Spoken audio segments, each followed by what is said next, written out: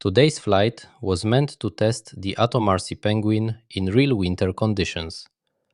Snow as far as you can see, golden hour light, a quiet village below, one of the most stunning landscapes I've ever flown over.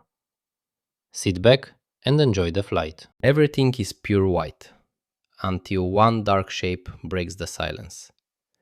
Golden hour turns the snow into gold as I glide past a quiet village. Tiny roofs, thin smoke, soft shadows stretching across the fields. And then I see it. Far out on the open snow, a perfect black circle. Too round, too clean, too wrong. So I go for it, slow at first, then faster. The closer I get, the darker it becomes. And just when it's about to fill the frame, I let it slip away. Because some mysteries deserve a second look.